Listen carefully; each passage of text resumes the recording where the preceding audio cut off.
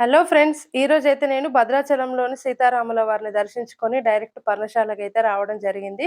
ఈ ప్లేసు సీతాదేవి నారచీరల ప్రదేశము. ఈ ప్రదేశం యొక్క ప్రాముఖ్యతను ఇక్కడ టూరిస్ట్ గైడ్‌గా ఉన్న ఈ అన్న ఎక్స్‌ప్లెయిన్ చేస్తాడు. నమస్తే, నా పేరు వెంకటేశ్వరరావు. సీతారాముల వారి వనవాస కాలం 14 సంవత్సరాలు. ఆ 14 సంవత్సరాల వనవాస కాలంలో చివరి 3 సంవత్సరాలే గోదావరి తీరాన పర్ణశాల కుటీరాన్ని నిర్మించుకొని నివాసం ఉన్నారు. ఆ కుటీరం నుంచి ఈ 5 రోజులు ఈ ప్రదేశానికి వచ్చేవారు సీతారాముల వారు. నెలలో 5 రోజులు ఆడవాళ్ళు ఇంట్లోకి వెళ్ళిన సందర్భం ఉంటుంది కదా. ఆ 5 రోజులు కూడా సీతారాముల వారి ప్రాంతానికి వచ్చినప్పుడు లక్ష్మణ స్వామి వారు 70 అడుగుల కొండకి బాణం వేసి సీతమ్మ తల్లి కోసమే ఆ నది నీళ్ళని పసుపు కుంకాలు తెప్పించారు. ఆ నదిలో స్నానం చేసి ఆ రాళ్ళనే పసుపు కుంకాలుగా వాడుకునేవారు. ఆ 5 రోజులు ఇక్కడ ఉన్నప్పుడు పవిత్రమైన గుర్తులు ఏర్పడ్డాయి. సీతారాముల వారు కలిసి భోంచేసిన పవిత్రమైన రాతి పళ్ళెం అంటారు. లక్ష్మణ స్వామి వారు తీసుకొచ్చిన పళ్ళన్నీ కూడా ఈ రాతి మీద పెట్టుకొని తినేవారు. ఇది శ్రీరామచంద్రమూర్తి వారు నడుముకు చుట్టుకొని భుజానికి వేసుకున్నటువంటి ఉత్తరీయం, పై పంచ, పై కండువ అంటారు. ఎంతో పవిత్రంగా 40 గజాలు ఉంటుంది స్వామివారు మెల్ల వేసుకునే ఉత్తరీయం. ఈ రాతి మీదకి ఆ చివరి భాగాన 5 రంగులతో 20 గజాలతో ఉంటుంది అమ్మవారి చీర.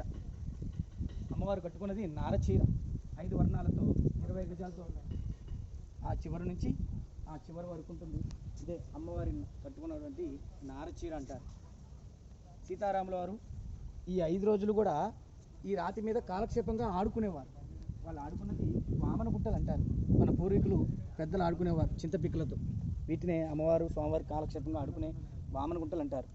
ఈ 5 రోజులు కూడా స్వామివారు కూడా అమ్మవారి కోసం తోడుగా కాపలాగా ఉండేవారు. ఆ రాతి శిల మీద కూర్చొని కాపలా కాసేవారు. స్వామివారు కూర్చున్నటువంటి రాతి సింహాసనం అంటారు. నదిలో స్వామివారి పాదాలు ఉంటాయి. ఆ నదిని శేషుతీర్థం అంటారు. అమ్మవారి స్నానం చేశారు కాబట్టి సీతావాగని పేరు పెట్టి పిలుస్తారు.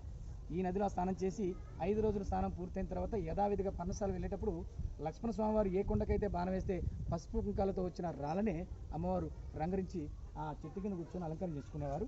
ఆ అమ్మవారు వాడిన పవిత్రమైన పసుపు కుంకాలు చూద్దురు రండి. ఇవే అమ్మవారు వాడిన పవిత్రమైన పసుపు కుంకుమ రాళ్ళు అంటారు. రాయి నుంచే ఇలా రంగరించే కొద్దీ పసుపు వస్తుంది, ఇలా రంగరించే కొద్దీ కుంకుమ వస్తుంది. సీతమ్మ తల్లి వీటిని అమ్మవారు పవిత్రమైన పసుపు కుంకాలుగా వాడుకున్నారు. పర్ణశాల అంటేనే పవిత్రమైన పసుపు కుంకుమ రాళ్ళు. ఈ క్షేత్రానికి వస్తే తీసుకెళ్లే పవిత్రంగా వాడుకునే బొట్టిది.